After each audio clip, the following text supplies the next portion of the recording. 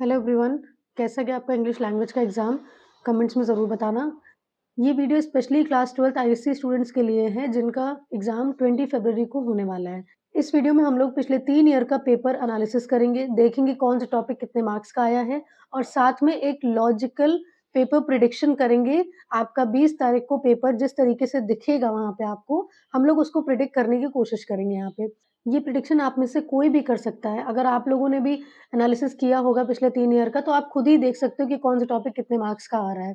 But maybe exam के pressure की वजह से आपका ध्यान नहीं गया होगा, that's why I am making this video. So stay tuned, बहुत हेल्प होने वाली है क्योंकि देखो इंग्लिश लिटरेचर का पेपर आपका 16 को है, आप पेपर दे के आएँगे तो आपके पास 16 का आधा दिन बचेगा, 17 का फुल डे, 18 का फुल डे, 19 का फुल डे। आपके पास ऑलमोस्ट 3.5 डेज़ बचेंगे अकाउंट्स के रिवीजन के लिए।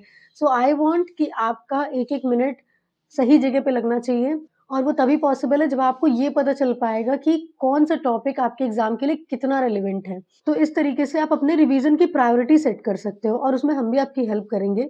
That is why I am making this video. So सबसे पहले एज़ यू ऑल नो, आपका अकाउंट्स का पेपर 80 मार्क्स का आता है एग्ज़ाम में, जिसमें से जो पेपर आपका 2 पार्ट में डिवाइड होता है, एक सेक्शन ए और एक सेक्शन बी। सेक्शन ए आपका 60 मार्क्स का होता है, सेक्शन बी आपका 20 मार्क्स का होता है। क्वेश्चन नंबर 1 से लेके क्वेश्चन नंबर 10 तक सेक्शन ए में पूछा जाएगा, क्वेश्चन नंबर 11 से लेके क्वेश्चन नंबर 14 तक सेक्शन बी में पूछा जाएगा, ठीक है? मतलब इन शॉर्ट अगर आप देखो तो 10 क्वेश्चन्स आपको सेक्शन ए में देखने को मिलेंगे और 4 क्वेश्चन आपको सेक्शन बी में देखने को मिलेंगे, ठीक है? Now here comes the previous year question paper analysis. जैसा कि आप सब देख रहे हो, आपका क्वेश्चन नंबर 1 में टोटल 10 पार्ट हैं, ठीक है? हर पार्ट 1 मार्क्स का है, ठीक है? तो यहाँ अगर आप इस क्वेश्चन को सॉल्व करोगे आपको 10 मार्क्स मिलेंगे। इसमें आपका मिक्स्ड आता है, लाइक एमसीक्यू आएँगे 4, 4-5 कुछ भी एमसीक्यू हो सकते हैं। एक असर्शन रीज़न होगा, एक आपसे जर्नल एंट्री का भी क्वेश्चन पूछ सकते हैं और बाकी आपके छोटे-छोटे न्यूमेरिकल क्वेश्चन्स होंगे या फिर कुछ डिस्क्राइब करने वाले क्वेश्चन्स होंगे। तो हम लोग इसको डिटेल में नहीं देखेंगे कि कौन-सा पार्ट में क्या एमसीक्यू पूछा जा सकता है, ठीक है? क्वेश्चन नंबर 2 आपका 3 मार्क्स का है। इसमें आपको 2 ऑप्शंस अवेलेबल होंगे, दोनों में से कोई एक ही अटेम्प्ट करना होगा। आप अगर 25 में देखो, 2025 में तो दोनों क्वेश्चन एडमिशन के थे। 24 में आपसे एक पार्ट रिटायरमेंट का पूछा गया था, एक डेथ का पूछा गया था। ईयर 23 में आपसे एक क्वेश्चन डेथ का था और एक पार्ट आपका रिटायरमेंट का था। तो आप ये देख सकते हो कि यहाँ पे क्वेश्चन नंबर 2 में या तो आपसे एडमिशन पूछेगा या फिर आपसे रिटायरमेंट और डेथ का क्वेश्चन आ सकता है या फिर आपसे अगेन वही चीज़ है। और जर्नल एंट्री ज़रूर प्रिपेयर करना बिकॉज़ जर्नल एंट्री आती है एग्ज़ाम में, तो आप ज़रूर प्रिपेयर करना। एक ये और एक क्वेश्चन नंबर 9 में आपको जर्नल एंट्री मिलेगी, क्वेश्चन नंबर 10 में आपको जर्नल एंट्री मिलेगी। तो जर्नल एंट्री बहुत ही इम्पोर्टेंट पार्ट है, आप लोग देख लेना उसको एक बार। क्वेश्चन नंबर 3 में आए अगर, तो ये भी 3 मार्क्स का होता है और इसमें 25 में आपसे डिबेंचर के दोनों ऑप्शंस थे। इसमें भी हो सकता है एग्ज़ामिनर आपको ऑप्शन दे, हो सकता है एग्ज़ामिनर आपको ऑप्शन ना दे। अगर देगा ऑप्शन तो भी आपसे 2025 में देखो 2 ऑप्शंस आए हैं, दोनों क्वेश्चन हमारे डिबेंचर के थे, दोनों में से अटेम्प्ट एक ही करना है। 24 में आपको कोई ऑप्शन नहीं दिया गया था बट स्टिल क्वेश्चन हमारा डिबेंचर का था। 23 में भी आपको कोई ऑप्शन नहीं दिया गया था बट क्वेश्चन हमारा डिबेंचर का था। तो क्वेश्चन नंबर 3 में आपसे डिबेंचर के ही टॉपिक्स पूछे जाएँगे। क्वेश्चन नंबर 4 भी आपका 3 मार्क्स का है। इसमें आप देखो तो इसमें भी अगेन वही ऑप्शन मिल भी सकते हैं, ऑप्शन नहीं भी मिल सकते हैं। अगर ऑप्शन मिलेंगे तो भी रिडेम्पशन ऑफ डिबेंचर होगा और अगर नहीं भी मिले तो भी रिडेम्पशन ऑफ डिबेंचर से ही आपका क्वेश्चन आएगा। 25 में आपसे रिडेम्पशन पूछा गया, 24 में भी रिडेम्पशन है और 2023 में भी रिडेम्पशन है, ठीक है?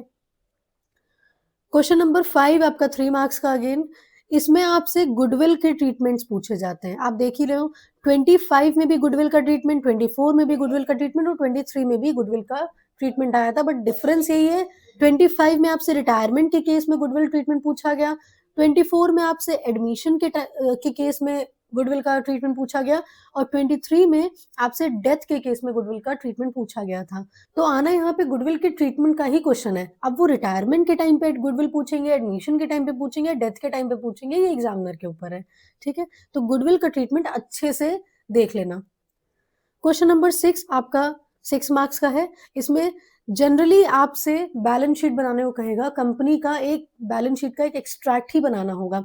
जैसे आप देखो 2025 में मैंने डिबेंचर इसलिए लिखा है, बनानी यहाँ पे भी बैलेंस शीट का एक्सट्रैक्ट ही था, लेकिन जो पॉइंट्स थे वहाँ पे वो डिबेंचर से रिलेटेड थे, इसलिए मैंने यहाँ डिबेंचर लिखा हुआ है। बट बनाना आपको यहाँ पे बैलेंस शीट ही था, और बैलेंस शीट आपका chapter 9 which is financial statement का पार्ट है, ठीक है? बट आपकी समझ के लिए मैंने यहाँ डिबेंचर भी लिख दिया है। और 24 में आपसे सिंपल बैलेंस शीट ही बनाने को कही थी, तो ये फाइनेंशियल स्टेटमेंट है। और 23 में आपसे एक छोटा-सा शेयर्स का क्वेश्चन पूछा था, ठीक है? तो इन शॉर्ट मुझे यही लगता है कि यहाँ पे आपसे बैलेंस शीट बनाने को ही कहेगा, क्योंकि शेयर आप जानते हो एक क्वेश्चन नंबर 10 है जो स्पेशली डेडिकेटेड है शेयर के ही टॉपिक के लिए, तो यहाँ पे आने के चांसेस कम हो जाते हैं। यहाँ पे आपसे बैलेंस शीट का एक एक्सट्रैक्ट ही बनाने को कहेगा। क्वेश्चन नंबर 7 आपका 6 मार्क्स का होता है। इसमें अगेन आपको ऑप्शन मिल भी सकते हैं और नहीं भी मिल सकते, ज़्यादातर चांसेस है कि आपको ऑप्शन मिलेगा। यहाँ पे एक पार्ट आपका डेथ का होगा, दूसरा पार्ट रिटायरमेंट का, ठीक है? या फिर हो सकता है दोनों ही आपके एडमिशन के हों। आप जैसे देख रहे हो 2025 में आपसे एक पार्ट डेथ का पूछा गया, एक रिटायरमेंट का पूछा गया, 24 में दोनों ही एडमिशन के थे, 2023 में आपसे डिसोल्यूशन पूछ लिया गया।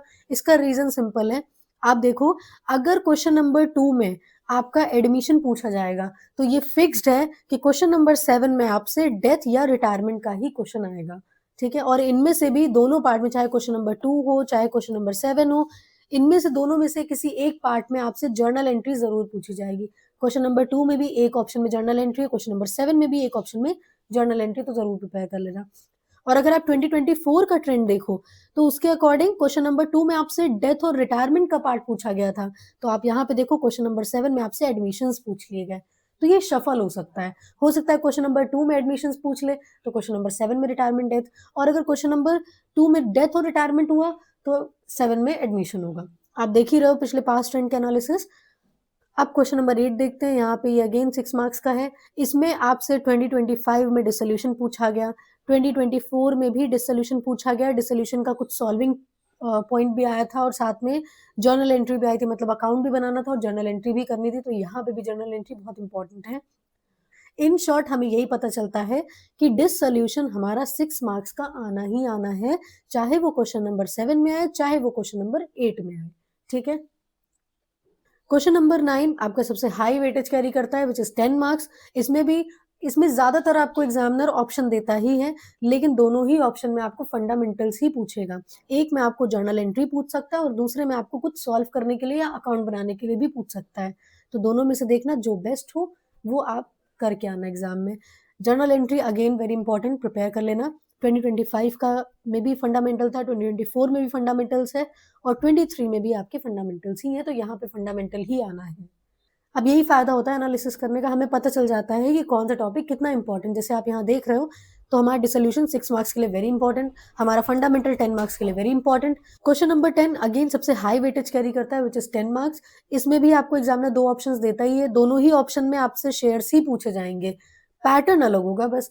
एक में आपसे जर्नल एंट्री लिखने को कहेगा और दूसरे में आपको मिसिंग फिगर्स फिल करने होंगे। मिसिंग फिगर्स या मिसिंग ब्लैंक्स आप कह सकते हो सकता है कोई जर्नल एंट्री इनकम्प्लीट हो सकता है अमाउंट इनकम्प्लीट हो, आपको वही फिल करना होगा, ठीक है? तो जो बेस्ट लगे आप कर सकते हो। Now here comes the section B. इसमें आपका क्वेश्चन नंबर 11 है, जिसमें अगेन आपके 5 पार्ट होंगे, हर पार्ट 1 मार्क्स का है। इसमें भी आपके एमसीक्यू आ सकते हैं, न्यूमेरिकल क्वेश्चंस आ सकते हैं, छोटा मोटा न्यूमेरिकल सॉल्व करने को आ सकता है।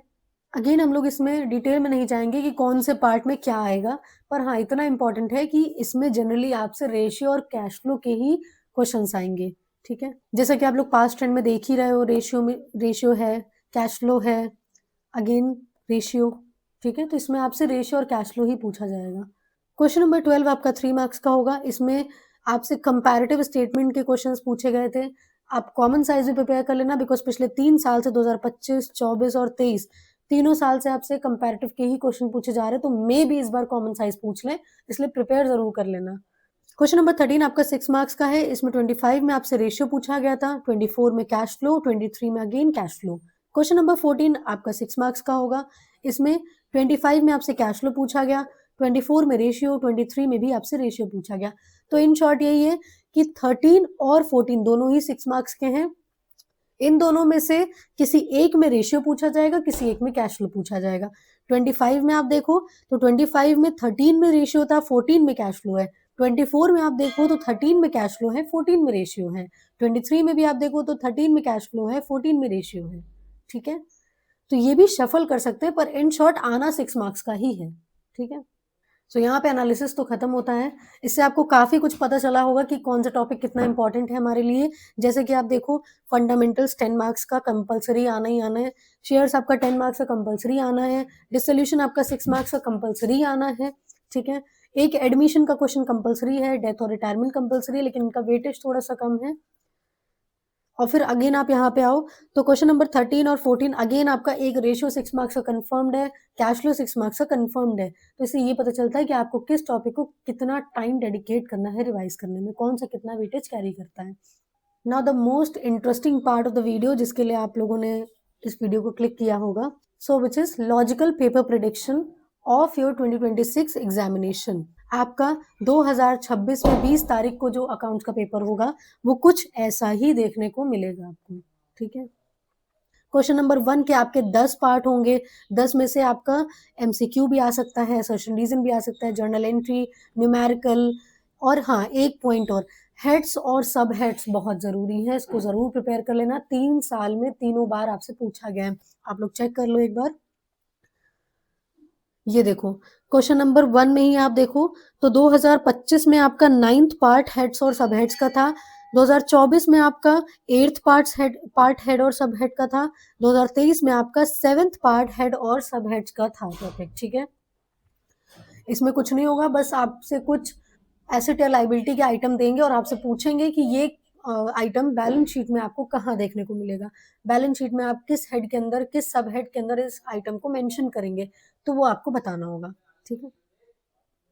इसीलिए हेड्स और सब हेड्स बहुत इंपॉर्टेंट है। इसके एक एमसीक्यू तो आपको देखने को मिलेगा ही, पिछले 3 साल से मिल रहा है, उम्मीद है इस बार भी आएगा ही आएगा। हर एक पार्ट में आपको 1 मार्क्स मिलेंगे, टोटल 10 मार्क्स का क्वेश्चन होता है, आप जानते ही हो। क्वेश्चन नंबर 2 आपका 3 मार्क्स का, इसमें 2 ऑप्शन अवेलेबल होंगे, या तो एडमिशन के आएंगे दोनों ऑप्शन, या फिर एक डेथ और एक रिटायरमेंट का होगा। देखो दोनों ऑप्शन में करना, एक ही अटेम्प्ट करना है हमें, तो जो इजी लगे वो कर लेना। एडमिशन में एक की जर्नल एंट्री, डेथ और रिटायरमेंट में भी एक की जर्नल एंट्री होगी ही होगी। अब ये किसकी होगी ये डिपेंड करता है एग्जामिनर पे, लेकिन आना दोनों में से एक ही है, या तो एडमिशन या फिर डेथ या रिटायरमेंट। क्वेश्चन नंबर 3 आपका 3 मार्क्स का होगा, जिसमें आपसे डिबेंचर का ही क्वेश्चन पूछा जाएगा, पिछले 3 साल से सिर्फ डिबेंचर के ही क्वेश्चन पूछे जा रहे हैं। क्वेश्चन नंबर 4 में आपसे रिडेम्पशन ऑफ डिबेंचर ही पूछा जाएगा, पिछले 3 साल से रिडेम्पशन ऑफ डिबेंचर ही पूछा जा रहा है। क्वेश्चन नंबर 5 में आपसे गुडविल का ट्रीटमेंट पूछा जाएगा। अब ये रिटायरमेंट के केस में होगा, एडमिशन में होगा या डेथ में होगा, ये एग्जामिनर के ऊपर है, तो गुडविल का ट्रीटमेंट अच्छे से करके जाना। क्वेश्चन नंबर 6 आपका 6 मार्क्स का होगा, जैसा मैंने पहले ही बताया था, इसमें आपसे बैलेंस शीट का एक्सट्रैक्ट ही बनाने को कहेगा। अब वो आपसे आइटम देख के आपको बैलेंस शीट बनाने को कह सकते हैं, साथ में हो सकता है कुछ डिबेंचर के पॉइंट्स दें और आपको डिबेंचर से रिलेटेड आइटम को ही बैलेंस शीट में प्लेस करना हो, तो इस तरीके का क्वेश्चन यहाँ पे आ सकता है। इन शॉर्ट आपको यहाँ पे कंपनी की एक बैलेंस शीट ही बनानी होगी, पूरी बैलेंस शीट भी आ सकती है और एक एक्सट्रैक्ट भी आ सकता है, ठीक है।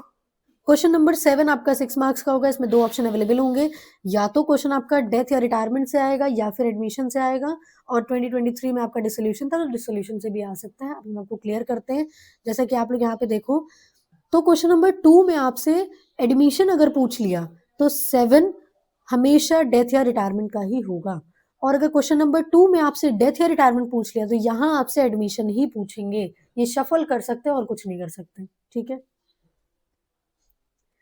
क्वेश्चन नंबर 8 आपका 6 मार्क्स का होना ही है, इसमें आपसे डिसोल्यूशन ही पूछेंगे, और अगर डिसोल्यूशन क्वेश्चन नंबर 7 में पूछ लिया तो यहाँ नहीं पूछेंगे, यहाँ पे आपसे ऊपर के दोनों में से कोई एक टॉपिक पूछ लेंगे, ठीक है। तो बस शफल कर सकते हैं आप, ये देख लो डिसोल्यूशन 6 नंबर का आना ही आना, चाहे 8 में आए चाहे 7 में आए, ठीक है।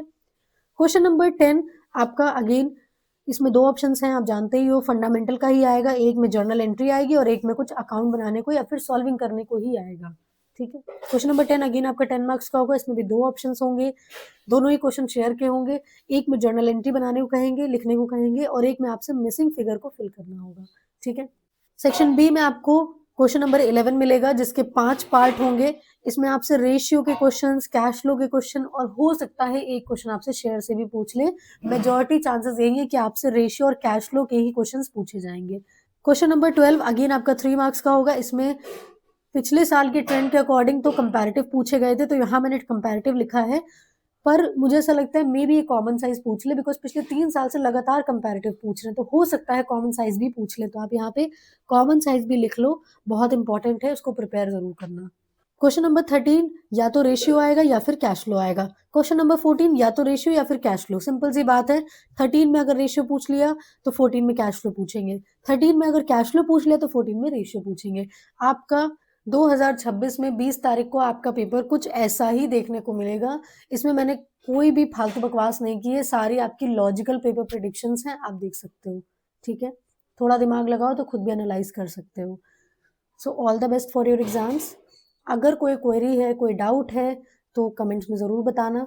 दूसरी चीज़, क्वेश्चन नंबर 10 में आप जानते हो शेयर का टॉपिक पूछा जाएगा, तो पिछले 3 सालों में जितने भी शेयर के क्वेश्चंस आ चुके हैं एग्जाम में, हम लोग नेक्स्ट वीडियो में वो सारे क्वेश्चन सॉल्व करेंगे, और टाइम बचेगा तो स्पेसिमेन के भी सारे क्वेश्चंस हम लोग यही क्लास में ही सॉल्व कर लेंगे।